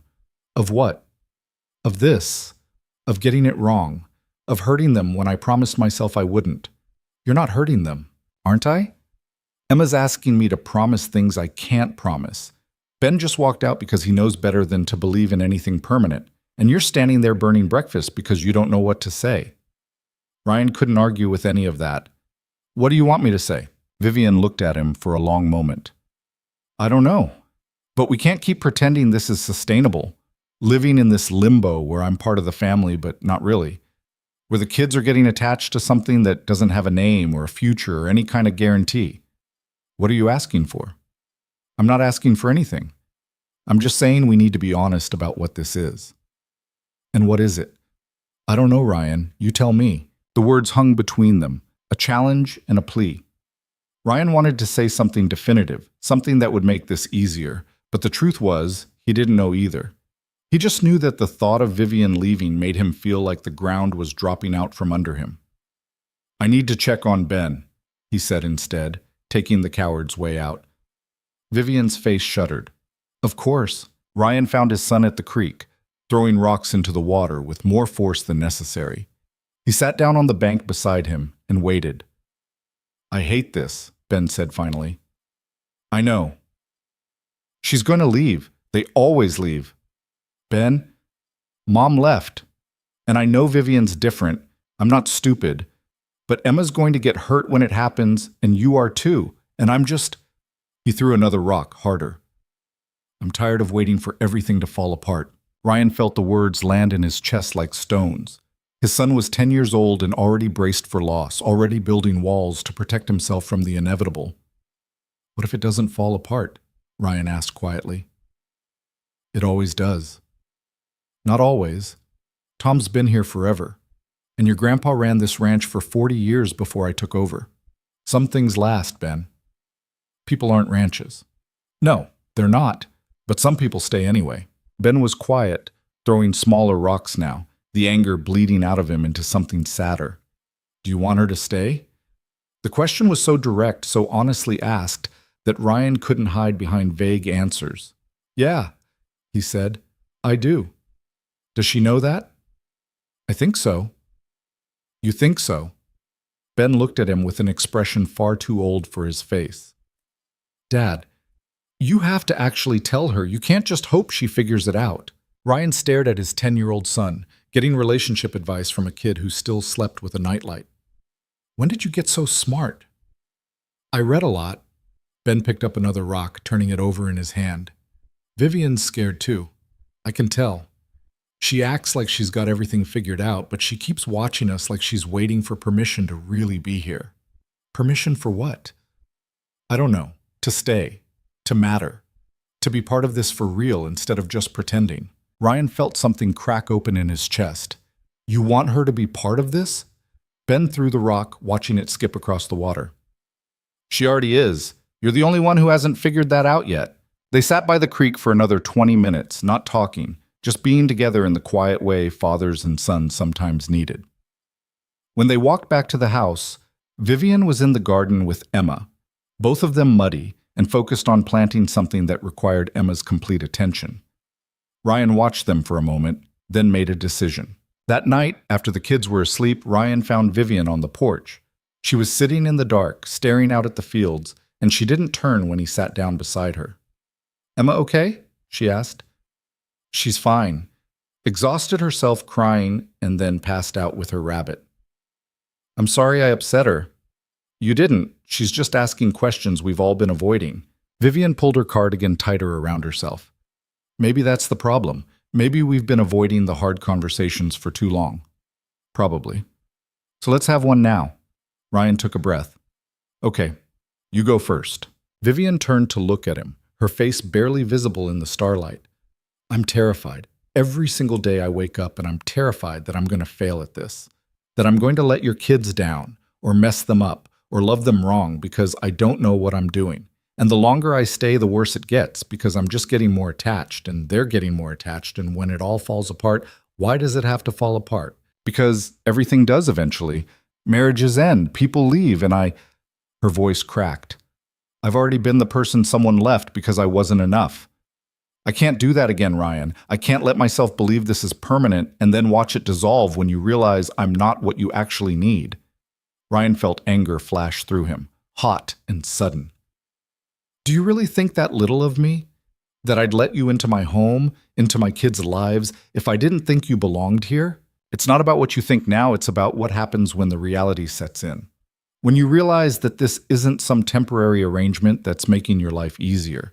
It's a real commitment to a woman who can't give you more children, who doesn't know the first thing about ranching, who spent 30 years building a life that had nothing to do with any of this. I don't want more children. I have 2 who are more than enough. I don't need someone who knows about ranching. I know about ranching. What I need is someone who makes this house feel like a home instead of just a place we're all surviving in." Vivian shook her head. "You say that now." "I say that because it's true." Ryan moved closer, making her look at him. "You want to know what I actually need, Vivian? I need someone who remembers to pack Ben's lunch because I forget. Someone who can talk Emma down when she's spiraling about things she's too young to articulate. Someone who looks at this failing ranch and sees possibilities instead of just problems. Someone who stays up late helping me fill out grant applications and then gets up early to make breakfast because she knows I'm exhausted. Those are just tasks. Anyone could. No, they couldn't. Because it's not about the tasks. It's about showing up every single day and choosing to be here even when it's hard. It's about loving my kids not because they're yours, but because they're worth loving. It's about. Ryan stopped, trying to find the right words. It's about making me believe in the possibility of something good again when I'd given up on that years ago. Vivian was crying now, silent tears tracking down her face. I don't know how to do this. Do what? Be someone's family. Be part of something this big and important and fragile. You're already doing it.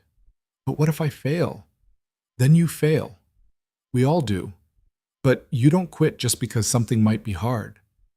Vivian wiped at her face with shaking hands. Your kids deserve better than someone who's making it up as she goes. My kids deserve someone who loves them and shows up for them and doesn't abandon them when things get complicated. You're doing all of that. Ryan took her hand, feeling how cold her fingers were. I know you're scared. I'm scared too. But I'm more scared of losing what we've built than I am of taking a chance on making it permanent. Permanent, Vivian repeated like she was testing the word. Yeah, if that's what you want. Is it what you want? Ryan thought about lying, about softening it somehow, but Ben's words echoed in his head. You have to actually tell her. I want you to stay, Ryan said. Not as someone who's helping out temporarily, but as someone who belongs here. With us. With me. Vivian went very still. Ryan, I'm not asking you to marry me tomorrow or make any big declarations. I'm just asking you to stop planning your exit strategy and start believing this is real. What if I can't? Then we'll figure it out together. But you have to try, Vivian. You have to let yourself believe that maybe, just maybe, you're exactly what this family needs. Vivian looked at him for a long moment, tears still wet on her face, and Ryan saw the moment she made her decision. Not the reckless leap of faith, but the careful, deliberate choice to try. Okay, she whispered. Okay, I'll try. I'll stop waiting for it to fall apart and just be here. Really be here. Ryan pulled her into his arms, feeling her shake against his chest. That's all I'm asking. They sat there on the porch, holding each other while the night settled around them, and Ryan felt something fundamental shift into place. Not perfect, not solved, but real in a way that mattered more than perfection ever could. The next morning, Vivian came down to breakfast and didn't flinch when Emma asked if they could make cookies later. She just said yes and helped Emma plan out the entire baking session, while Ben rolled his eyes affectionately, and Ryan made pancakes that didn't burn. It was such a small thing, such an ordinary moment. But Ryan saw the difference in Vivian's posture, the way she wasn't bracing for impact anymore. She was just there, present and solid, and committed to being part of whatever came next. Over the following weeks, the changes were subtle but unmistakable. Vivian started using we instead of you when talking about the ranch. She made plans that extended months into the future without hedging. She bought a new bed for the guest room and started calling it her room without qualification. The grant application with Tom got approved in mid-July, which meant money for real improvements and the beginning of Ryan's grandfather's vision finally taking shape. Vivian threw herself into the planning with an energy Ryan hadn't seen before, drawing up schedules and budgets and timelines with the same intensity she probably once brought to corporate strategy. But she also took time to just be with the kids. Reading to Emma before bed, working on increasingly complex puzzles with Ben, teaching both of them things about the world beyond the ranch that Ryan had never thought to share. She was building something with them, a foundation of trust and affection that had nothing to do with obligation and everything to do with choice. One evening in early August, Ryan came in from the fields to find the whole house in chaos. Music was playing, something upbeat and ridiculous, and Emma was dancing in the kitchen while Vivian cooked, and Ben was actually laughing at something on his phone. It was loud and messy and completely alive, and Ryan stood in the doorway just soaking it in. Vivian looked up and saw him watching.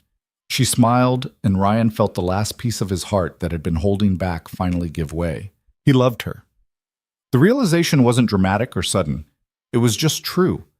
In the same fundamental way the sun rose in the east and the cattle needed feeding.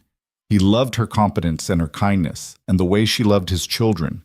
He loved her carefully guarded heart, and the courage it took for her to stay when every instinct told her to run. Ryan crossed the kitchen and kissed her. It wasn't planned. He just did it, pulling her close and kissing her in front of his children and dinner and everything, because pretending he didn't feel this way seemed more dishonest than showing it. Vivian froze for half a second, then kissed him back, her hands coming up to grip his shirt like she needed something to hold on to. Gross, Emma announced, but she was giggling. Ben made a gagging sound that was only half serious. Can you at least wait until we're not in the room? Ryan pulled back, grinning despite himself. No promises. Vivian's face was flushed, her eyes bright. You're terrible. I know. She shook her head and turned back to the stove, but Ryan saw the smile she was trying to hide. Emma immediately started asking questions about why grown-ups kissed, and whether that meant Vivian was going to be her mom now. And Ben escaped to set the table with exaggerated disgust at the whole situation. Later, after dinner and dishes and getting the kids to bed, Ryan and Vivian ended up back on the porch. But this time when she sat down, she sat close enough that their shoulders touched. So that happened, Vivian said. It did. The kids are going to have questions. Probably. We should probably talk about what we're doing here. Ryan took her hand, lacing their fingers together. I thought I made that pretty clear. In front of a 6-year-old in a pot of spaghetti sauce. Very romantic. I can do romantic. Give me time. Vivian laughed, the sound warm in the darkness. I don't need romantic, Ryan. I just need real. This is real. I know. She squeezed his hand. That's what scares me. You're allowed to be scared. As long as I don't run, as long as you stay and work through it with me. Vivian leaned her head against his shoulder. I'm not good at this. At being vulnerable, at trusting that things will work out. Neither am I. But we'll figure it out. You say that a lot. Because it's true. We've figured out everything else so far. They sat in comfortable silence, and Ryan thought about all the ways his life had changed in the past 6 months. How Vivian had walked into his world carrying her own brand of broken, and somehow they'd managed to build something stronger than either of them had been alone. Ryan, Vivian said after a while. Yeah? Thank you. For what? For not giving up on me when I was giving up on myself. For seeing something worth fighting for when all I could see was everything I couldn't be. Ryan turned to look at her, seeing the vulnerability in her eyes. You know what I see when I look at you? What? Someone who loves my kids like they're her own. Someone who makes this house feel like home. Someone who shows up every single day, even when it's hard, because that's who you are. That's everything, Vivian. You think being their biological mother would have made you love them more? Would have made you more patient when Emma asks the same question 50 times? Or more invested in Ben's happiness? Or more committed to building a future they can count on? Vivian shook her head slowly. Family isn't defined by biology or legal documents or any of the traditional markers people say matter.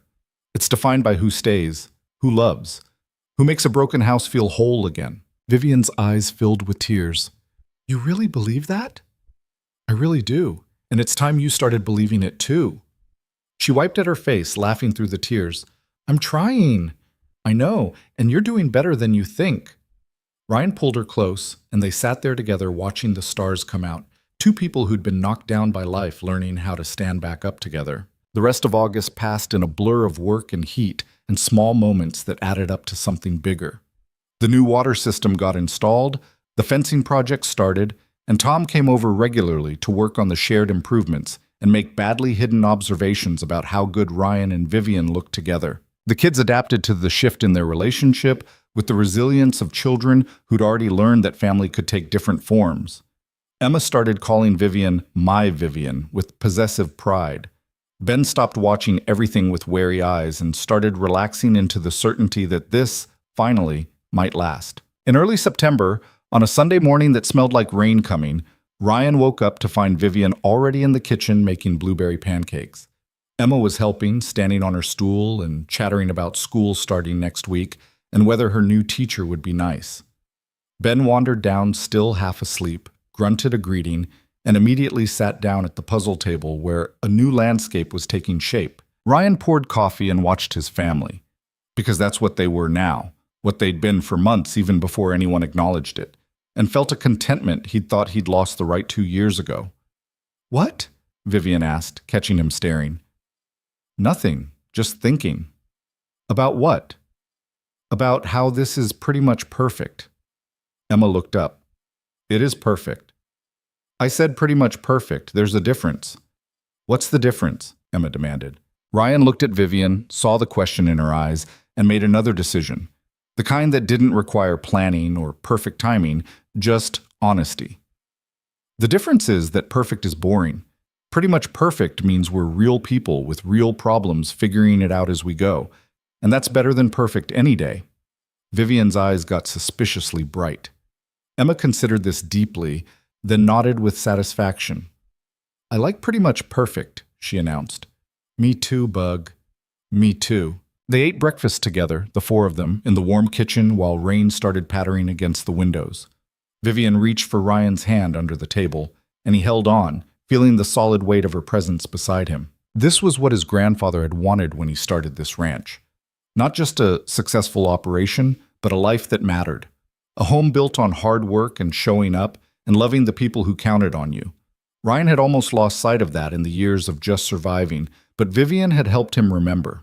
And in return, he'd helped her remember that she was worth loving exactly as she was, that the things she thought made her incomplete were irrelevant in the face of what she could offer: her time, her attention, her fierce protection of the people she cared about. After breakfast, Ben suggested they work on the puzzle together, all of them, and for the first time Ryan joined in.